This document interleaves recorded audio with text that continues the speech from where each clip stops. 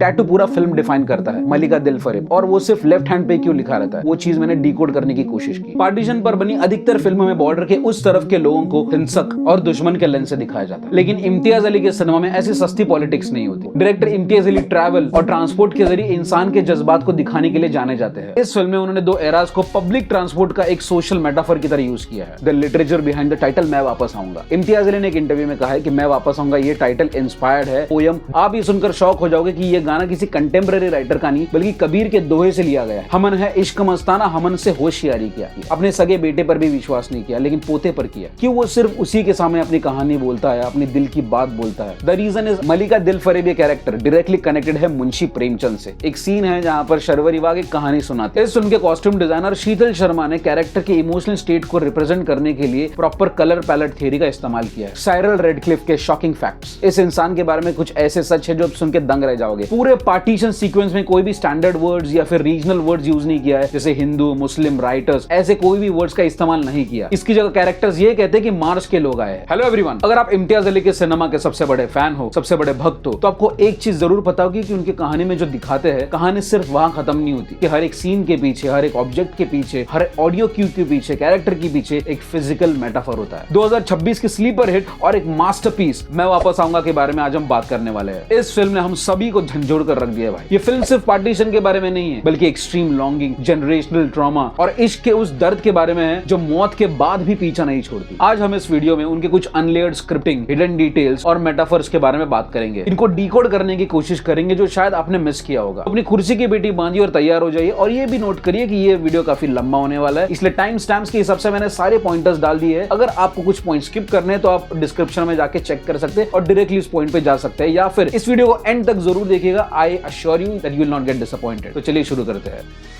The divine philosophy of निर्वैर। दिलजीत दोसांझ के character का नाम निर्वैर रखा गया है और ये कोई रैंडम क्रिएटिव चॉइस तो नहीं है। सिखिज्म में गुरु ग्रंथ साहिब के मूल मंत्र में एक शब्द आता है, निर्भव निर्वैर। निर्वैर का एग्जैक्ट मीनिंग ये होता है the person who carries no hatred और नो एनमिटी, यानी जिसके अंदर किसी भी इंसान के लिए दुश्मनी या नफरत ना हो। फिल्म के कॉन्टेक्स्ट में देखें तो निर्वैर की पूरी फैमिली, चाहे वो निर्वैर के पेरेंट्स हो या अंकल, पार्टीशन के उस कड़वे और रिसेंटफुल बैगेज को वो दबाना चाहते हैं। उनके दिलो ज़हन में कहीं ना कहीं उस पार के लोगों के लिए गुस्सा है, नफरत। लेकिन निर्वैर उनके फैमिली में इकलौता ऐसा बंदा है जिसको 1947 को लेकर कोई भी नफरत नहीं है, कोई भी हेट्रेड नहीं है। इम्तियाज अली ने दिलजीत की कैरेक्टर को इसी कारण की वजह से काम सौंपा था ताकि वो इमोशनल ब्रिज बन सके उसके दादाजी के लिए, उनके अनहील्ड ट्रॉमा को ठीक कर सके। He was literally the only pure one to give his grandfather a final closure. The Martians metaphor. Flashback के कुछ सीन्स में सरगोदा में जब अचानक कम्युनल राइट्स उठे थे तो पूरे स्क्रीन प्ले में इम्तियाज अली ने ब्रिलियंट तरीके से उसको हैंडल किया। पूरे पार्टीशन सीक्वेंस में कोई भी स्टैंडर्ड वर्ड्स या फिर रीजनल वर्ड्स यूज नहीं किया है, जैसे हिंदू, मुस्लिम, राइटर्स, ऐसे कोई भी वर्ड्स का इस्तेमाल नहीं किया। इसकी जगह कैरेक्टर्स ये कहते हैं कि मार्स के लोग आए हैं या मार्शियंस ने अटैक कर दिया। उसके पीछे एक बड़ा साइकोलॉजिकल मेटाफर था कि जो पड़ोसी इतने सालों से एक ही थाली में खाना खा रहे हैं, उनके बीच अचानक ये नफरत कैसे आ सकती है। एक सीधे साधे आशिक के लिए, यंग कीनू के लिए वो हिंसा करने वाले लोग धरती के लग ही नहीं रहे। उन इंसानों ने इतना भयंकर और इतना अजीब रूप ले लिया था कि उनको मार्शियंस बोल रहे थे। कम्युनल हेट्रेड इंसानियत के लिए इतनी घातक बन जाती है कि इंसान ही इंसान के लिए मॉन्स्टर लगने लगते हैं। एक टैटू पूरा फिल्म डिफाइन करता है, मलिका दिल फरेब, और वो सिर्फ लेफ्ट हैंड पे क्यों लिखा रहता है, वो चीज मैंने डिकोड करने की कोशिश की। आपको ये सवाल आया था कि ये टैटू सिर्फ रिस्ट पर ही क्यों था, लेफ्ट हैंड पर ही क्यों था, शोल्डर पर, चेस्ट पर, फोर आर्म्स पर क्यों नहीं था। मुझे ऐसा लगता है उसके पीछे भी इम्तियाज अली कुछ दिखाना चाहते थे। लेफ्ट रिस्ट पर हमारी रेडियल आर्टरी होती है जहां से डॉक्टर्स नर्व चेक करते हैं। ये आर्टरी सीधा ह्यूमन हार्ट से कनेक्टेड होती है। इट इंप्लाइज कि एल्डरी इशार, जो उनकी आखिरी सांसें और उनकी हार्ट बीट चल रही थी, उसका इंजन उनका अपना शरीर नहीं था, बल्कि उनकी कलाई पर लिखा हुआ जिया का नाम था, यानी मलिका दिल फरेब। जब तक वो नाम है उनका दिल धड़कता रहेगा। दोस्तों, वीडियो आगे बढ़ने से पहले मैं अपील करना चाहूंगा, अगर आप इस चैनल पर नए हो तो प्लीज चैनल को सब्सक्राइब जरूर करिए। बहुत मेहनत लगती है वीडियो को बनाने में, मैं बहुत ज्यादा इन्फॉर्मेशन निकाल कर आपके लिए खास ये वीडियो बनाई है। अगर आपको वीडियो पसंद आ रही है तो प्लीज सब्सक्राइब कीजिए। ये आपके लिए फ्री है लेकिन हमारे लिए एक एनकरेजमेंट का डोज है, तो प्लीज सपोर्ट अस। इसके पहले मैंने धुरंधर और ऑब्सेशन के ऊपर भी डिटेल वीडियो बनाई है, वो भी आप देख सकते हो। प्रोडक्शन डिजाइनर सुमन राव महापात्रा ने इस पूरे फिल्म के सेट को या फिर लोकेशंस को इस तरीके से सेट किया है कि वो कैरेक्टर्स के मेंटल स्टेट बताता है। दिल्ली के घर में इशार के कमरे को अगर आप देखोगे तो आप नोटिस करोगे कि उसके रूम बहुत क्लॉस्ट्रोफोबिक है। पुराने लोहे के ट्रंक, उर्दू की न्यूज़पेपर्स, उनका टेबल, उनकी सारी चीजें जो टेबल पे रखी हुई है वो सारी कंजेस्टेड लगती है। ये चीज उनके साइकोलॉजी से रिफ्लेक्ट करती है कि पुरानी चीजों से काफी जकड़े हुए हैं। लेकिन जब वो बीमार पड़ते हैं और उनके ही घर में उनको शिफ्ट किया जाता है, उनका डिमेंशिया तेजी से बढ़ता है, उनको धुंधला दिखता है, उनको चीजें या फिर लोग याद नहीं रहते। The absolute emptiness of his brain is directly represented on the walls. उनका दिमाग मॉडर्न लाइफ की हर चीज भूल जाता है और स्क्रीन पर सिर्फ 1947 की कोर मेमोरीज बचती है। ए.आर. रहमान ने दो अलग एराज दिखाने के लिए अलग साउंड डिजाइन में एक्सपेरिमेंट्स किए हैं। मॉडर्न टाइमलाइन यानी दिल्ली और लंदन में जो बैकग्राउंड स्कोर चलता है उसमें शार्प, क्लीन और इलेक्ट्रिकल सेंस है। मॉडर्न एम्बिएंट पैड यूज किए, इलेक्ट्रिक गिटार्स यूज किए। वही दूसरी तरफ 1947 के सरगोदा फ्लैशबैक में एनालॉग्स और ट्रेडिशनल इंस्ट्रूमेंट्स यूज किए, रॉ हारमोनियम्स, रबाब्स, रवना हाथा और कुछ एकॉस्टिक फ्लूट्स। लेकिन इनमें सबसे बड़ा हिडन लेयर तब आता है जब दादाजी की तबियत खराब होती है और उनको हॉस्पिटल में हेलुसिनेशंस आना शुरू होते हैं। इस पॉइंट पर मॉडर्न इलेक्ट्रॉनिक ट्रैक्स के पीछे एक बहुत ही लो वॉल्यूम में ट्रेडिशनल पंजाब इंस्ट्रूमेंट्स बजते हैं और रबाब्स की धुन ब्लीड करने लगती है। साउंडस्केप आपस में ब्लर होने लगते हैं, जो हमें साउंड्स के जरिए ये बताता है कि कैरेक्टर के पास्ट और प्रेजेंट की दीवार टूट चुकी है। Wardrobe theory, Sharvari's colour palette shift. इस फिल्म के कॉस्ट्यूम डिजाइनर शीतल शर्मा ने कैरेक्टर के इमोशनल स्टेट को रिप्रेजेंट करने के लिए प्रॉपर कलर पैलेट थियरी का इस्तेमाल किया है। फिल्म के फर्स्ट हाफ में जिया जिस तरीके से कपड़े पहनती है वो रिफ्लेक्ट करता है कि कितनी वाइब्रेंट पर्सनालिटी, कितनी कलरफुल, ब्राइट पेस्टल कलर इस्तेमाल किए जैसे बेबी पिंक, ब्राइट येलो और स्काई ब्लू। ये उसकी एनर्जी को, एब्सोल्यूट इंडिपेंडेंस को और फ्रीडम को रिप्रेजेंट करता है। लेकिन जैसे ही दंगे फसाद की न्यूज फैलती है और वो माहौल बन जाता है, उसके कपड़ों का रंग बिल्कुल बदल जाता है। She suddenly shifts into heavy muted earth tones, deep greys, dark brown और मड कलर। उसके सारे वार्डरोब से ये कलर छीन लिए जाते हैं। ये चीज ये सिंबलाइज करती है कि उनकी खुशी को, उनकी मासूमियत को पहले किल कर दिया। अगर आप इस फिल्म को गौर से देखोगे और उससे भी ज्यादा सुनोगे तो आपको एक डिटेल पता चलेगा। जब भी ईशर डिसोरिएंटेशन और हैवी एंजाइटी अटैक से गुजरता है तो बैकग्राउंड में एक ऑडियो ट्रैक चलता है, बहुत ही लो पिच, रेपिटेटेड टिकिंग साउंड आने लगता है, जैसे किसी पुराने क्लॉक की सुई घूम रही है। मजे की बात यह है कि उनके रूम में कहीं भी घड़ी नहीं है। ये टिकिंग साउंड उनका कोई ऑडिटरी हेलुसिनेशन नहीं, बल्कि ये उनके अंदर का बायोलॉजिकल क्लॉक, उनका सबकॉन्शियस माइंड उनको लगातार याद दिलाता रहता है कि your time is up now. उनका सबकॉन्शियस माइंड उन्हें याद दिलाता रहता है कि उनका टाइम खत्म होने वाला है और उन्हें मौत से पहले उनका वादा पूरा करना ही होगा। The geography of isolation and metaphor of public transport. Director Imtiaz Ali travel और ट्रांसपोर्ट के जरिए इंसान के जज्बात को दिखाने के लिए जाने जाते हैं। इस फिल्म में उन्होंने दो एराज को पब्लिक ट्रांसपोर्ट का एक सोशल मेटाफर की तरह यूज किया है। 1947 के एरा में चलने वाली ट्रेन और खुली गाड़ियां देखो, ये उस जमाने की शायद डेस्टिनी और शायद वल्नरेबिलिटी दिखाता है। वही दूसरी तरफ मॉडर्न एरा के निर्वैर को देखो, वो लंदन में सोफिस्टिकेटेड जगह पे रहता है, फिर भी बहुत अकेला है। इवन जब इशार बॉर्डर की उस पार्टीशन की तरफ जाते हैं तब भी वो अकेला रहता है, सड़कों पर काफी कम गाड़ियां रहती है। This shows the isolation of the character and the society. The literature behind the title मैं वापस आऊंगा। इम्तियाज अली ने एक इंटरव्यू में कहा है कि मैं वापस आऊंगा ये टाइटल इंस्पायर्ड है पोयम द हाईवेमैन से, जो लिखी है अल्फ्रेड नोयस ने। The inception of it is from a poem actually. When in school I had read this poem called The Highwayman. उसमें एक फेमस लाइन लिखी गई है, I'll come to thee by the moonlight, the hell should bar the way। इस line का मतलब ये है कि भाई मुझे नरक से क्यों ना गुजरना पड़े, मैं तुम्हारे पास वापस लौट कर आऊंगा चांदनी रात में। और प्लस वो अमिताभ बच्चन के एक कैरेक्टर से भी इंस्पायर्ड थे जिसका नाम था बादशाह खान। फिल्म है खुदा गवाह। वो अपनी मोहब्बत से वादा करता है कि मैं वापस आऊंगा, मैं वापस आऊंगा। The psychology of rose. Film में जिया और कीनू एक खंडहर पे बैठे रहते हैं जहाँ पे सीढ़ियां रहती है, अगल बगल में झाड़ रहते हैं, उस पर गुलाब खिले हुए रहते हैं। सिनेमा की भाषा में रेड एक अल्टीमेट पैराडॉक्स है। ये एक तरफ इश्क और डिवोशन का रंग है तो दूसरी तरफ खून, जख्म और हिंसा। ये फूल खिले हुए तो है लेकिन आने वाले रंग में यहाँ पे ब्लडशेड होने वाला है, तबाही होने वाली है, पूरी धरती लाल होने वाली। दंगे फसाद होने से जस्ट पहले फ्रेम में कुछ गुलाब दिखाए जाते हैं, पहले पिंक रोज फिर बाद में रेड रोज। पिंक रोज भी कुछ सिग्निफाई करते हैं, वो डिकोड करने की कोशिश करते हैं। पिंक रोज सिग्निफाई करता है कि न्यू लव, ग्रेस, मासूमियत, शेल्टर्ड, सेफ चाइल्डहुड। कीनू और जिया दोनों भी जियोपॉलिटिक्स से दूर, बेखबर, अपनी दुनिया में मगन रहने वाले, एक दूसरे से प्यार करने वाले मासूम दिखाए जिनको सिर्फ प्यार से मतलब है। और बाद में दिखाए red roses. This is stark visual transition. ये चीज रिफ्लेक्ट करता है कि उनका सॉफ्ट मासूम प्यार अभी खून में तब्दील होने वाला है, पार्टीशन के जद्दोजहद में जकड़ने वाला है। It is literally the transition point where beauty is about to consumed by violence. The 167 intentional waiting pace। जब ये फिल्म थिएटर में आई थी तब काफी सारे लोगों ने इसके ड्यूरेशन को क्रिटिसाइज किया, बल्कि कुछ फिल्म क्रिटिक्स ने इसको लिटरेरी सिनेमा कहा। एक इंटरव्यू में खुद ने इम्तियाज अली ने कहा है कि वो मिड सेक्शन जानबूझकर एग्जॉस्टिव और लॉन्गिंग रखा, क्योंकि इम्तियाज अली चाहते थे कि थिएटर में बैठे वो सारे लोग रेस्टलेसनेस और पेनफुल वेट को महसूस करें। अगर ये फिल्म थोड़ी सी फास्ट पेस होती, 78 ईयर्स रोज एक उम्मीद के साथ उठना कैसा होता है, अपनी पूरी जिंदगी किसी के इंतजार में गुजार देना कितना मुश्किल है और कितना पेनफुल है। The length of this movie is literally the structural representation of time itself.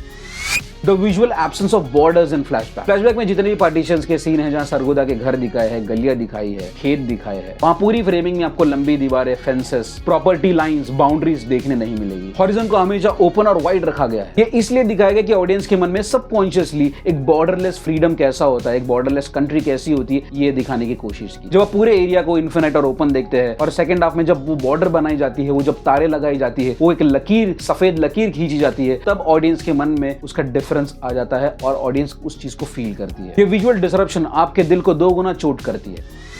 Other side of Danish. Partition पर बनी अधिकतर फिल्मों में बॉर्डर के उस तरफ के लोगों को हिंसक और दुश्मन के लेंस से दिखाया जाता है, लेकिन इम्तियाज अली के सिनेमा में ऐसी सस्ती पॉलिटिक्स नहीं होती। पाकिस्तान साइड के एक सपोर्टिंग कैरेक्टर है, उनका कैरेक्टर इतना वार्म और इतना ह्यूमनिस्टिक दिखाया है कि वो आपका दिल जीत लेगा। दानिश का कैरेक्टर ये पोर्ट्रे करता है कि जब दंगे फसाद हुए थे तब दोनों तरफ के लोगों का नुकसान हुआ था। आम भोले भाले हेल्पलेस लोग यहाँ पर भी थे और वहां पर भी। वो कोई भी गुंडे नहीं थे, बल्कि हमारे जैसी भोले भाले लोग थे जो इस बड़े पॉलिटिकल आंधी के मजबूर शिकार थे जिसे उन्होंने चुना नहीं था। This character beautifully balances the empathy of both the sides.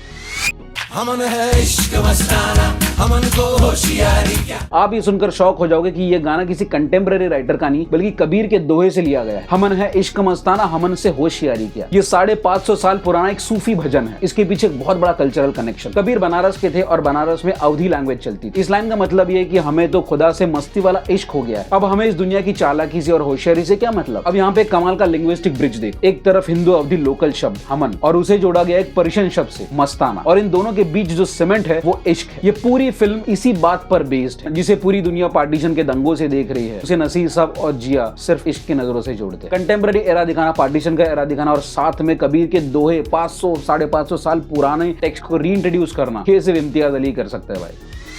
Why only Nirvair? Film का एक बहुत बड़ा क्वेश्चन है कि एल्डरली निशार ने निर्वैर को ही क्यों चूज किया। अपने सगे बेटे पर भी विश्वास नहीं किया लेकिन पोते पर किया। क्यों वो सिर्फ उसी के सामने अपनी कहानी बोलता है, अपनी दिल की बात बोलता है। द रीजन इज अल्ताफ, किनू का पार्टीशन के पहले सबसे पक्का दोस्त अल्ताफ। जब इशार निर्वैर को पहली बार हॉस्पिटल में देखता है तब उसको उसका दोस्त दिखता है अल्ताफ। हेलुसिनेशंस में उसके पोते के चेहरे में उसको उसका पुराना दोस्त दिखाई देता है। पूरे फिल्म में क्लिनिकल स्टाफ, नर्स या उसके दूसरे भी रिलेटिव या उसका बेटा उससे कम्युनिकेट करने की कोशिश करते हैं तो उसको रिस्पॉन्ड ही नहीं करता, क्योंकि उन्हें लगता है कि वो 1947 की टाइमलाइन में है और जो सामने खड़ा है वो उसका पुराना दोस्त है जो उसकी पुरानी मोहब्बत से उसको मिलाने आया है।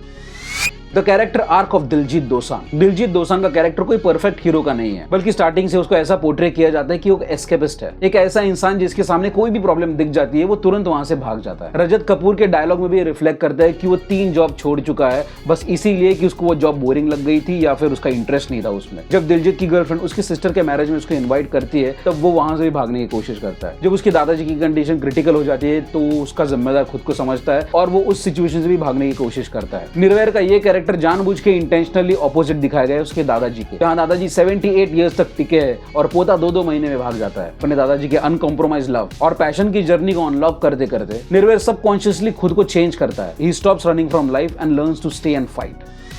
प्रेमचंद और मलिका दिलफरेब। शर्वरी वाघ के कैरेक्टर का नाम है अफसाना और लोग उसको प्यार से जिया करके पुकारते हैं। ईशर यानी किनू। हम सबको पता है कि उसने अपने लेफ्ट हैंड पर मलिका दिलफरेब ये नाम लिखा रहता है। मलिका दिलफरेब ये कैरेक्टर डायरेक्टली कनेक्टेड है मुंशी प्रेमचंद से। एक सीन है जहां पर शर्वरी वाघ एक कहानी सुनाती है, वो उसमें मेंशन भी करती है कि मुंशी प्रेमचंद की कहानी है। अब इंटरेस्टिंग बात यह है कि इस कहानी में मलिका दिलफरेब अपने प्रेमी को, अपने माशूका को ये कहती है कि तुम दुनिया की सबसे कीमती चीज मुझे ला कर दो, मैं तभी तुम्हें एक्सेप्ट करूंगी। और उसका जो प्रेमी रहता है वो ढूंढने चला जाता है कि इस दुनिया में सबसे कीमती चीज कौन सी है। तो सबसे पहले वो एक रुमाल में एक गुनहगार के आंसू लाता है जिसको अपने किए कराए पर पछतावा होता है, लेकिन मलिका दिलफरेब उसको भी मना कर देती है कि ये सैक्रिफाइस तो दिख रहा है लेकिन ये सबसे कीमती चीज नहीं है। फिर दूसरी बार दिलफिराक फिर से निकल पड़ता है और ले आता है एक सती की राख, यानी अपने पति के मरने के बाद जिसको आग में ढकेला जाता है बेकसूर, और उसे फिर लगता है कि ये दुनिया की सबसे कीमती चीज नहीं हो सकती है तो फिर से उसको भेज देती है। फिर तीसरी बार दिलफिकार जाता है और एक रुमाल पर सैनिक का खून ले आता है, बलिदान का खून, और फिर मलिका दिलफिकार उसके प्यार का स्वीकार करती है और उसे अपनाती है। जी अपनी धुन में रहने वाली लड़की, लिखने वाली लड़की, किताबों को पसंद करने वाली लड़की, वो अपने प्रेमी के लिए शर्त रखे लेकिन हालातों के कारण, पार्टीशन के कारण वो रख नहीं पाती। ये चीज कीनू को पता होती है कि वो मलिका दिलफिकार से कितना इंस्पायर्ड है, इसलिए वो अपने हाथ पर मलिका दिलफिकार का नाम रखा। अफसाना ये कैरेक्टर मुंशी प्रेमचंद के इस कथा से, इसकी कहानी से इतनी इंस्पायर्ड होती है, ये इससे साफ जाहिर होता है। प्रेमचंद की कहानी में वो लोगों को इंस्पायर करते थे कि तुम देश के लिए बलिदान दो, देश की सेवा करो, लेकिन उसकी कहानी में वो कैरेक्टर्स आखिर में मिल जाते हैं। लेकिन इम्तियाज अली की स्टोरी में इन दोनों प्यार करने वालों की कहानी थोड़ी अधूरी रह जाती है।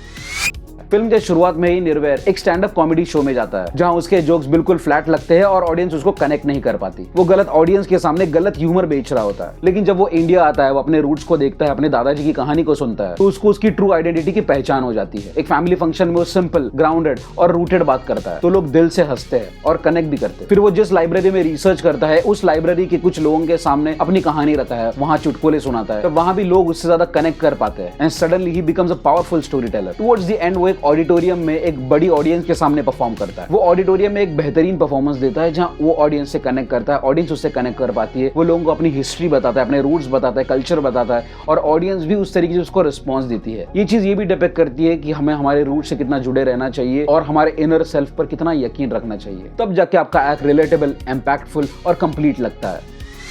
साइरल रेडक्लिफ के शॉकिंग फैक्ट्स। इस इंसान के बारे में कुछ ऐसे सच है जो आप सुन के दंग रह जाओगे। फिल्म में दिलजीत दोसांझ ने कुछ फैक्ट्स बताए, लेकिन कुछ फैक्ट्स आज मैं आपको बताने वाला हूँ। जीरो एक्सपीरियंस और जीरो नॉलेज। रेडक्लिफ एक लॉयर था जिसे इंडिया की ज्योग्राफी, कल्चर और डेमोग्राफी से कुछ नहीं पता था। वो इस अपॉइंटमेंट से पहले इंडिया कभी आया ही नहीं था और उसे इंडिया और पाकिस्तान के बीच का बॉर्डर ड्रॉ करने बोला। उसे एक इम्पॉसिबल डेडलाइन मिला 5 हफ्तों का। लगभग 80 मिलियन लोगों का फ्यूचर सिर्फ 5 हफ्ता तय करने वाली थी। तो बंटवारा करने के लिए जल्दबाजी में उसने 1931 के सेंसस का सहारा लिया। एक ये भी फैक्ट है कि लाहौर पहले इंडिया में रहने वाला था, लेकिन लास्ट मिनट में उसने रियलाइज किया कि लाहौर भी अगर इंडिया चला गया तो पाकिस्तान के पास कोई बड़ा शहर बचेगा ही नहीं। इसलिए उसने प्योर रैंडम पॉलिटिकल बैलेंस बनाने के लिए लाहौर पाकिस्तान को दे दिया। पार्टीशन के बाद जो कत्लेआम और दंगे फसाद शुरू हुए तो डर के मारे उसने अपने सारे मैप्स, कैलकुलेशन नोट्स सब कुछ जला दिया, ताकि लोगों को पता ना लग सके कि ये लकीरें कितनी जल्दबाजी में और अनएथिकल तरीके से ड्रॉ की गई थी। इतना भयंकर डिस्प्यूट हुआ और डिस्ट्रक्शन हुआ तो रेडक्लिफ ने आखिर में उसको जो पैसा मिलने वाला था काम का, वो लेने से भी रिफ्यूज कर दिया। उस जमाने में 2000 यूरोज उसको मिलने वाले थे, मतलब आज के जमाने के 40,000। वो लेने से उसने मना कर दिया और वो चुपचाप लंदन चला गया। लेकिन 17 अगस्त को डिक्लेयर होता है कि 15 अगस्त इंडिया का इंडिपेंडेंस था, और लंदन जाने के बाद वो कभी इंडिया लौट कर नहीं आया।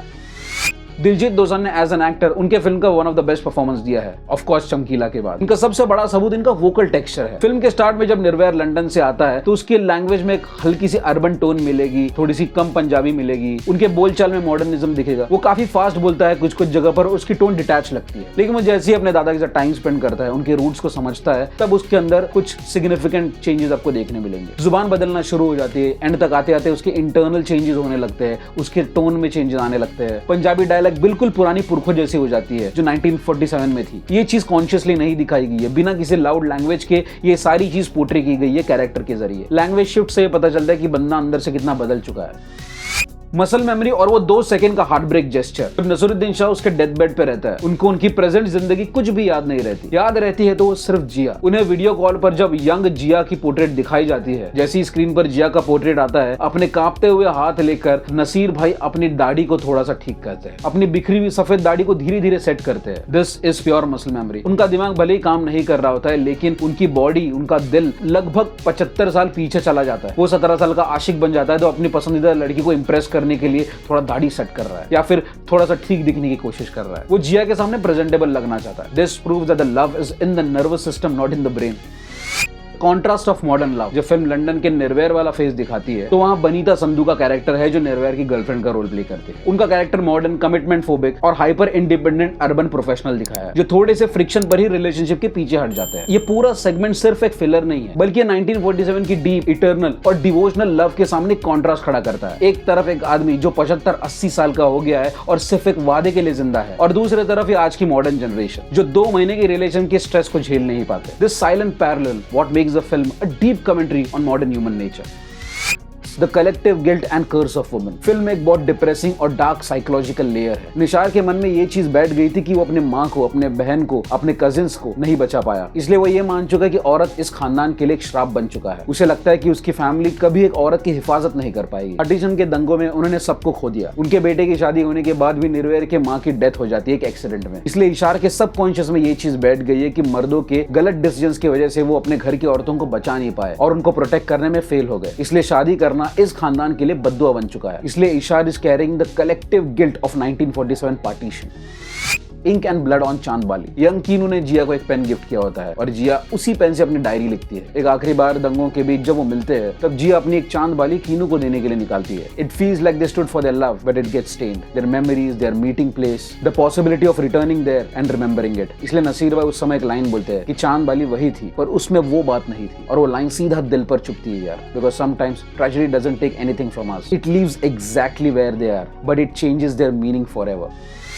नसीरुद्दीन शाह के कैरेक्टर का नाम इशार रहता है। इशार का लिटरल मीनिंग होता है ईश्वर या फिर supreme being, the one who rules over his destiny. Ishaar अपना कॉन्शियस खो देते हैं और डॉक्टर बोलते हैं इसे डिमेंशिया हो गया है, पर इशार अपनी एक डिवाइन फोर्स के साथ जीते हैं। उनको पता रहता है कि उनका समय आने वाला है और उनको पता होता है कि वो अपना शरीर छोड़ने वाले, वो सिर्फ एक अलविदा या फिर कह सकते हैं कि एक परमिशन के लिए रुके हैं। He possesses a spiritual power over his own death. वो अपनी आखिरी सांस तभी छोड़ते हैं जब उनको विश्वास हो जाता है कि उन्होंने वो अपना वादा पूरा किया। इसलिए कॉन्शियसली इम्तियाज अली ने इस कैरेक्टर का नाम इशार रखा है। Love is a beautiful poison. Imtiaz Ali almost अपनी सारी फिल्मों में ये चीज का इस्तेमाल करते हैं। दिलजीत के लास्ट मोनोलॉग में वो कहता भी है कि प्यार एक जहर की तरह है, वो अपने अंदर होता है। किसी का जहर इंसान के लिए होता है, किसी का अपने काम के लिए, किसी का पैशन के लिए, और ये जहर इतना घातक होता है कि चैन से मरने भी नहीं देता। And this is almost visible in all of his films. Love Aajkal, Rockstar, Laila Majnu, Jab We Met, Tamasha, almost हर मूवीज में उनके फिल्म में कैरेक्टर्स एक पेन में जीते हैं, एक अधूरेपन में जीते हैं। उन्हें हमेशा किसी न किसी चीज की कमी खलती रहती है। नसीर साहब का कैरेक्टर इसी इम्तियाज पेन का अल्टीमेट पीक है। फिल्म के क्लाइमैक्स में एक बहुत ही इंपॉर्टेंट पॉलिटिकल हर्डल को क्रॉस किया है। इंडियन पासपोर्ट होल्डर्स को यह पता है कि हमें डायरेक्ट फ्लाइट पाकिस्तान के लिए नहीं मिल सकती। हम सबको पता है पाकिस्तान और इंडिया के पॉलिटिकल टेंशंस कितने हाई है, इसलिए हम डायरेक्टली फ्लाइट पकड़ के इंडिया से पाकिस्तान जा नहीं सकते क्योंकि कोई अवेलेबल ही नहीं, इसलिए we have to go to some other different country. ये सवाल आपके मन में भी आ सकता है कि निर्वैर डायरेक्ट पाकिस्तान कैसे जाता है इंडिया से, लेकिन फिल्म में ऑलरेडी ये चीज क्लैरिफाई कर दी गई है कि वो एक यूके पासपोर्ट होल्डर है। वो बिना किसी हर्डल से पाकिस्तान डायरेक्ट बॉर्डर से जा सकता है। जो ब्रिटिश पासपोर्ट होल्डर रेडक्लिफ ने एक इंडिया पाकिस्तान के बीच में एक सरहद बनाई थी, उसी सरहद को क्रॉस करके वो चला जाता है। उसी ब्रिटेन के पासपोर्ट को यूज करके एक पोता अपने दादाजी की इच्छा पूरी करने जा रहा था। प्रेम में जब निर्वैर उस बॉर्डर पे खड़ा रहता है और फेंसेस को क्रॉस करता है तो कैमरा उन फेंसेस को छोटा दिखाती है और निर्वैर को बड़ा दिखाती है। डायरेक्टर ये बताना चाहते थे कि इंसान की बनाई हुई दीवारें, ये तारे, ये बॉर्डर, ये इश्क के सामने कितनी माइक्रोस्कोपिक है, कितनी छोटी है।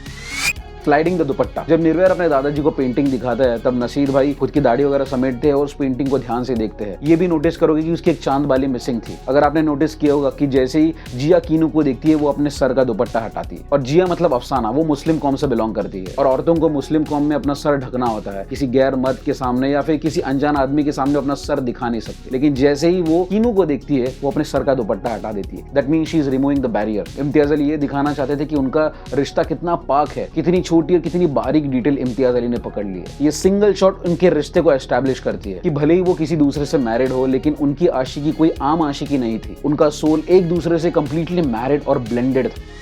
फिल्म का बड़ा पॉजिटिव पॉइंट उसका कास्टिंग है। यंग इशार यानी वेदांग और ओल्ड इशार यानी नसीरुद्दीन शाह, इनके बीच में हमको काफी रिजेंबलेंस देखने मिलेगा। But it wasn't just magic of facial structures. Vedang Raina ने शूटिंग शुरू होने से पहले नसीर सर के साथ कुछ टाइम स्पेंड किया। उसने उनको ऑब्जर्व किया, उनके बॉडी लैंग्वेज को ऑब्जर्व किया, उनके फेशियल एक्सप्रेशंस को ऑब्जर्व किया, हैंड जेस्चर्स, पोस्चर्स, और उन्होंने काफी हद तक उस कैरेक्टर की बैक हिस्ट्री निकाल के उस पर रिसर्च करके वो यंग इशार पोर्ट्रे किया है। यही वजह है जब यंग इशार के सीन्स एल्डरी इशार के सीन्स के वक्त क्लैश होते हैं तो उसमें काफी हद तक हमें सिमिलैरिटीज देखने मिलती है। ऑडियंस को 1% भी डिस्कनेक्टेड फील नहीं होता। It feels the exact same soul is trapped in the same ageing body. तो भाई मैंने मेरी तरफ से पूरी कोशिश की कि इस मूवी को डिकोड करूं। ऑलमोस्ट सारे हिडन डिटेल्स कवर करने की कोशिश की है मैंने। ये मेटाफर्स ये प्रूव करती है कि ये सिर्फ एक पार्टीशन की फिल्म नहीं है बल्कि एक मास्टरपीस है। इम्तियाज अली और AR रहमान ने हमें सिर्फ ये फिल्म नहीं दी है बल्कि एक गहरा जज्बात परोस कर दिया है। अगर आपने भी कुछ हिडन डिटेल्स या कुछ मेटाफर्स नोटिस किया है तो कमेंट में जरूर बताना, या फिर आप अपना अलग इंटरप्रिटेशन भी कमेंट बॉक्स में लिख सकते हो। तो दोस्तों मैं ऐसे वीडियोस हमारे चैनल पर लाता रहता हूं, तो हमारे चैनल से जुड़े रहिए। और बहुत ज्यादा मेहनत लगी है वीडियो बनाने में, प्लीज सब्सक्राइब कर देना यार, क्योंकि अगर आप सब्सक्राइब या फॉलो करोगे मैं तभी आपके फीड में आऊंगा, मैं वापस आऊंगा। Thank you so much. तो मिलते हैं अगले किसी वीडियो में। Okay tata bye bye.